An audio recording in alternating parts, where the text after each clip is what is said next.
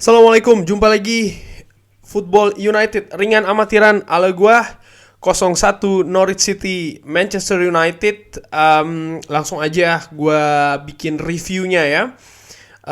Formasi yang digunakan oleh Manchester United ini sama persis ketika yang diturunkan oleh Ralf Rangnick menghadapi Crystal Palace. 4-2-2-2. Diogo Dalot, Alex Telles, sorry. Oh ya, by the way, thank you yang sudah ngingetin gue ya. Ternyata pronunciation-nya itu Alex Telles. Gue cek dengan dari source gue yang orang Portugal. Ternyata betul Alex Telles. Di depan Marcus Rashford berduet dengan Cristiano Ronaldo. Yang tadinya gue pikir seorang Mason Greenwood yang akan diturunkan, ternyata Marcus Rashford. Sementara Edinson Cavani yang dikabarkan sudah siap ternyata tidak ada di bangku cadangan ya. Sementara Norwich City ini menurunkan 4-3-3. Ini formasi yang sama yang diturunkan oleh Dean Smith ketika menang menghadapi Southampton ya di kandang sendiri. Bermain di 10 menit awal ini Norwich sangat eksplosif, pressing ketat, counter yang cepat dengan banyak pergerakan tanpa bola. Justru Manchester United ini tampil agak canggung kalau gua ngeliat ya, kaku, kurang cair, terutama waktu transisi ini cukup lambat ya dari bertahan ke menyerang, dan juga kurangnya pergerakan tanpa bola, cenderung statis. Setelahnya Manchester United ini pelan-pelan semakin tajam. Determinasi pemain mulai muncul, pressing juga mulai ketat, dan transisi dari posisi bertahan ke menyerang ini semakin cair, pergerakan juga semakin aktif ya. Ada peluang pertama kalau menurut gue ini di menit ke-14 dari free kick seorang Alex Telles, deflected dan mengenai mistar gawang dari tim Krul ya. Masuk ke menit 20-an, United mulai pegang possession, mulai pegang kontrol. Norwich bermain compact, jadi ketika mereka turun ini dari 4-3-3 mereka berubah jadi 4-5-1, padat banget di daerah sendiri yang memaksa Manchester United ini akhirnya main dengan direct ball, khususnya long ball. Dan ini relatif mudah untuk dipatahkan oleh pemain-pemain belakang ataupun pemain tengah dari Norwich City. Masuk menit ke-30, Manchester United mulai sering pakai umpan kombinasi akhirnya ya dalam membongkar ketatnya pertahanan dari Norwich. Hanya saja masih kesulitan masuk ke sepertiga akhir dari pertahanan Norwich. Dan ini dengan penetrasi ke dalam yang Manchester United beberapa kali juga melakukannya ya, penetrasi ke dalam ini mampu menghasilkan beberapa peluang yang menurut gua itu masih setengah matang ya, kurang tajam sekali lagi lini depan dari Manchester United. Babak pertama ini ditutup dengan peluang dari Harry Maguire yang masih bisa ditepis oleh tim Krul sundulannya, dan 0-0. Statistik di babak pertama ini kalau gua baca, ball possession 42% berbanding 58% bagi Manchester United. Total shots juga 2 berbanding 6. Shot on target 1 berbanding 4. Jadi kalau gua ngelihat secara keseluruhan ini Manchester United masih cenderung menguasai jalannya pertandingan. Hanya saja agresivitas dan juga intensitas ini masih lebih baik kubu tuan rumah ya, Norwich. Terutama mereka juga berani bermain physical. Di babak kedua ini Manchester United langsung ambil inisiatif, lebih bermain agak sedikit lebih agresif, tempo juga berusaha untuk dinaikkan lebih tinggi, tapi banyak kesalahan umpan yang terjadi terutama di sepertiga akhir, dan ini sering dimanfaatkan Norwich untuk build up serangan balik. Peluang dari Norwich ini terjadi di menit ke-56, tendangan Timu Puki berhasil di-save oleh David De Gea, fingertips, dan menurut gue ini salah satu kelebihan dari seorang David De Gea, sering sekali menjadi vital, mampu menyelamatkan gawangnya dengan penyelamatan yang superb, yang sangat gemilang. Di menit ke-66 akhirnya Mason Greenwood masuk menggantikan Jadon Sancho, karena menurut gua Ralf Rangnick ini ingin menambah daya dobrak sekaligus menaikkan tempo dan juga mempertajam penetrasi dari pemain-pemain Manchester United. Transisi Norwich ke bertahan dalam bertahan ya, dari menyerang ke bertahan ini cukup cepat.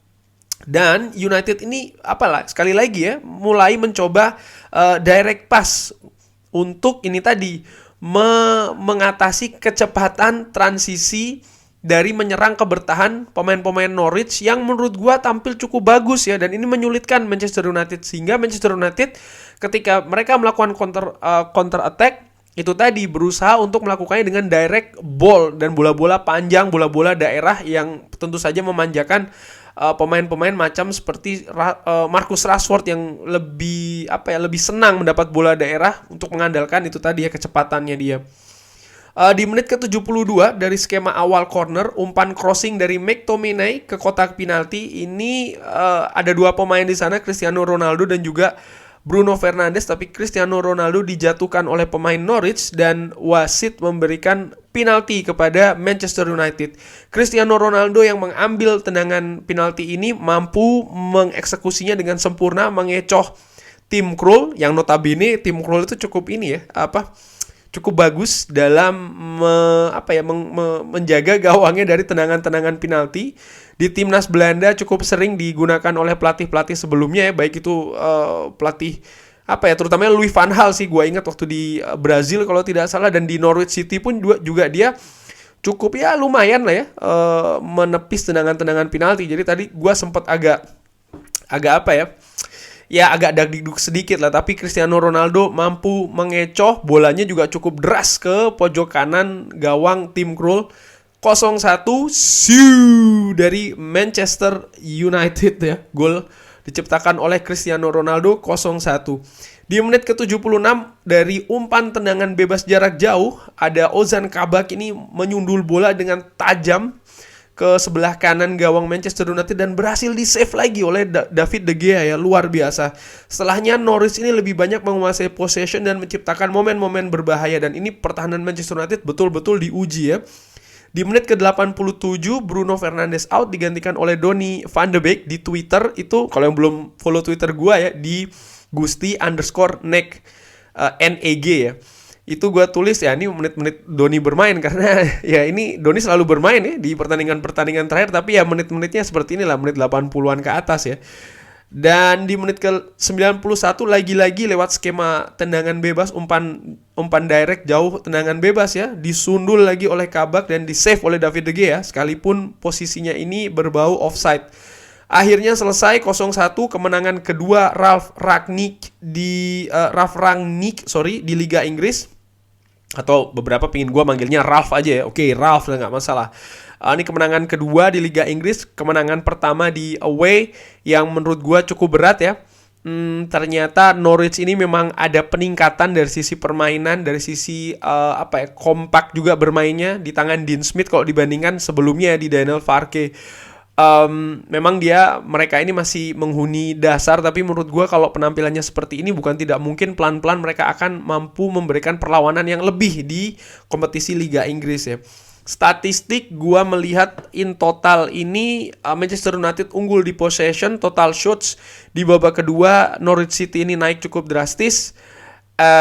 Big chances Manchester United punya 2, sementara Norwich ini 1.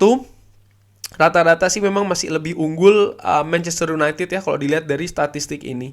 Kalau dari catatan gua di babak pertama ini Manchester United seperti telat panas, banyak kesalahan terutama di sepertiga akhir.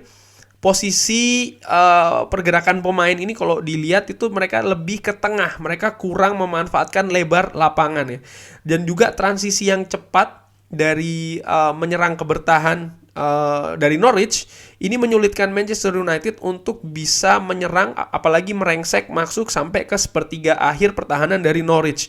Lini depan juga gua nilai kurang tajam, banyak peluang yang terbuang ya. Penetrasi kurang, agresivitas juga kurang, intensitas juga kurang, dan ini yang membedakan dari penampilan Manchester United ketika menghadapi Crystal Palace, terutama di 30 menit awal babak pertama. Ketika menghadapi Crystal Palace itu Manchester United tampil cukup baik, cukup hampir sempurna ya, dan ini menurut gua cukup berbeda yang ditunjukkan pemain-pemain ketika tadi menghadapi Norwich ya. Pola permainan juga rusak menurut gua karena pressing dan juga blok bagus dari Norwich, dan menurut gua ini harus segera dicari solusinya karena di pertandingan selanjutnya kita akan menghadapi Brentford di kandang Brentford pula, artinya kita away, dan kalau secara kualitas dengan amatiran ala gua, dan ini bisa dilihat juga di papan klasemen ya, Brentford ini lebih bagus dari Norwich. Jadi ini akan memberikan tantangan bagi Ralf dan juga pasukan Manchester United-nya ya. Lini belakang menurut gue overall bagus, back tengah membaik, dan seperti biasa seorang David De Gea tampil excellence, mengamankan 3 poin Manchester United, clean sheet. Dan ini 3 poin di pertandingan away. Dengan hasil ini, dengan kemenangan ini, Manchester United untuk sementara ini masuk ke zona Eropa. Sekarang ada di peringkat kelima dengan poin 27, unggul 1 poin dari Arsenal 26, tapi ini sama poinnya ya dengan West Ham di posisi keempat. Mereka juga 27, hanya beda selisih gol. Sekarang Manchester United ini terpaut 11 angka, masih terpaut 11 angka dari Manchester City. Dan terpaut 10 angka dari Liverpool. Atau kalau dari Chelsea sekalian ya, beda 9 angka. Cukup apa ya? Cukup berjarak kalau menurut gua. Cuman pelan-pelan ini semakin mendekati West Ham di zona Liga Champions. Pertandingan selanjutnya Manchester United seperti gua bilang tadi akan away ke Brentford. Itu di sini akan berlangsung hari Selasa tanggal 14. Biasanya malam kita lihat. Ya betul, jam 8:30 malam waktu Belanda, atau berarti di Indonesia tuh hari Rabu dini hari. Sekian kurang lebih review pertandingan antara Norwich City menghadapi Manchester United yang alhamdulillah berhasil dibungkus 3 poin, clean sheet pula. Ya, ini mudah-mudahan mampu dilanjutkan ya. Ini sudah 2 kemenangan secara beruntun di Liga. 3 kemenangan beruntun di Liga. Menghadapi Arsenal, Crystal Palace, dan juga Norwich City. Kita nantikan selanjutnya pertandingan menghadapi Brentford.